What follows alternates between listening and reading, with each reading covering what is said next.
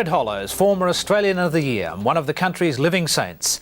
Fred's been crook lately, so ill he spent a month in hospital in Brisbane in the latest round of his battle against the multiple cancers which threaten his life. But when many others might be tempted to stay home and enjoy what time is left, Fred's been in Vietnam, bringing the gift of sight.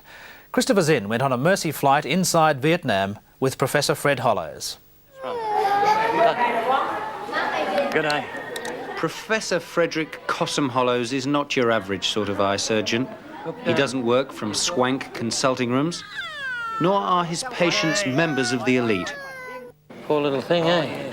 But she's doing very well, isn't she? Put your glasses back on, beautiful one. She's a beauty, isn't she?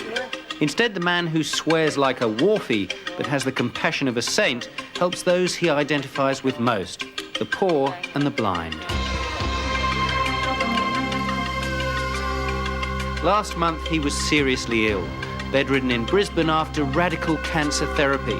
Today, he's defying the doctors and the odds by visiting Vietnam for perhaps his most ambitious project to date.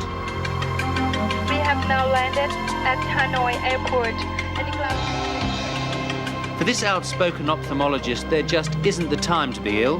There's still far too much to be done. Tired of the red tape which ties up most aid projects, he's found a way to help the Vietnamese help themselves.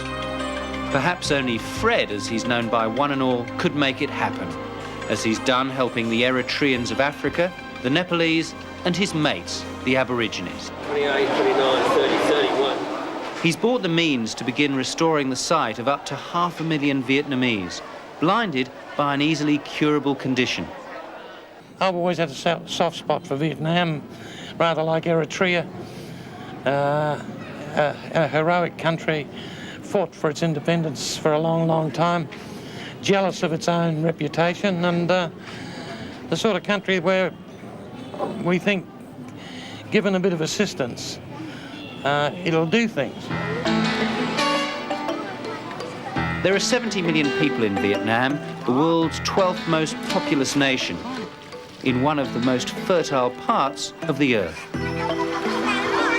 Every year, 130,000 people, young and old, need surgery to correct cataract blindness, but only a handful receive it. It's a debilitating and preventable condition which blights the whole society. This eye is still good, but this eye very bad for bad vision. And this can be cured with one operation? Yeah, this can be cured. Let's decide that as we go. Fred's brought along a crack team of eye experts to join the effort. The first day on Monday, They include Dr. Joe Dalzell and Dr. Stephanie Young from Sydney, who've taken leave without pay to do their bit. From Nepal, Dr. Sandak Ruit, a long-time Hollows friend and protégé. Hanoi, yeah. Day one and the team arrive at their home for the next 2 weeks. The patients are bewildered by the news of the wild Australian surgeon who flouts medical convention but gives them hope. The operating theatre is basic by Western standards. The heat and humidity render it stifling. The Vietnamese staff might only earn $10 a month, but they're dedicated and hungry to learn everything Fred's modern equipment can teach them. We have not enough money, not enough instruments and equipment, and that's why Professor Fred Hollows understands our situation. That's the sort of microscope we hope to be able to make here in Vietnam. Fred's bought sophisticated operating microscopes and video tools to start training up a new generation of eye surgeons to take modern ophthalmology into the country. Teach the teachers first, and then the teachers can teach others. And then... Finally, everything's ready.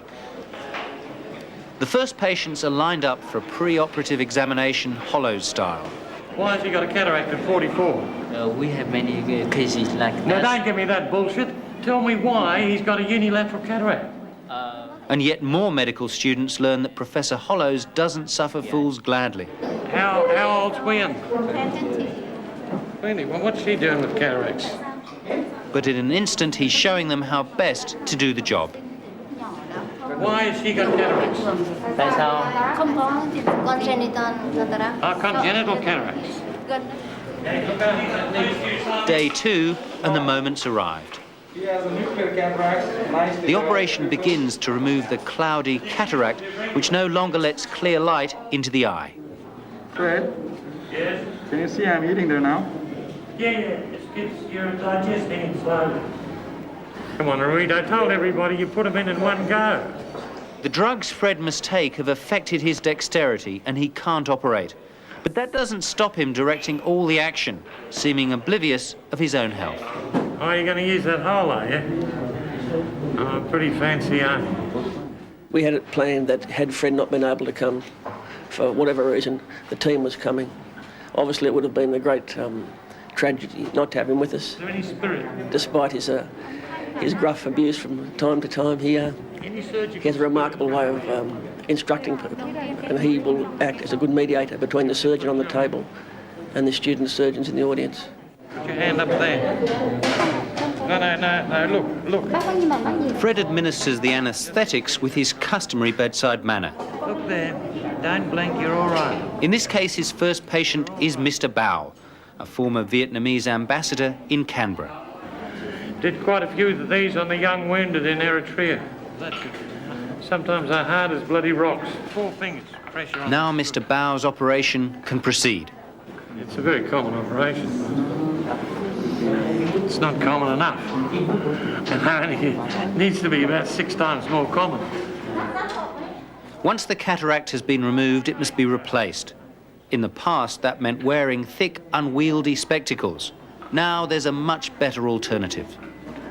This is the tiny lens which, when inserted in the eye, can do so much.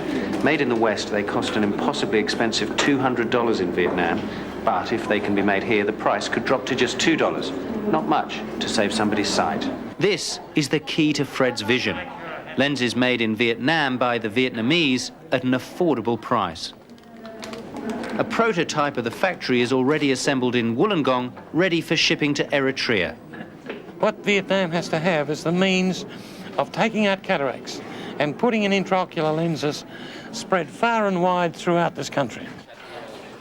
If the proof of the pudding is in the seeing, Mr. Bao is certainly one satisfied customer, even if he doesn't quite understand Fred's advice. Don't get drunk this afternoon, yeah. In a turn-up for the books, Fred is joining the ranks of the Rockefellers and the Fords by being turned into a charitable foundation. Right now, there's only one thing standing between Fred Hollows and his dream of a lens factory for Vietnam. That's about $1 million. A king's ransom to these people, but one which he believes the Australian public will give to pass on perhaps one of the greatest gifts of all, sight. Traumatic cataract. Some of Fred's friends are concerned at the pace he maintains. But despite the recent hospital stay, he says he's feeling just fine. I'm not going to die this week anyway, and probably not the week after. Meanwhile, there's more work to do. What's the motto of the Fred Hollows Foundation? Leave the world a better place, and that's what we're trying to do.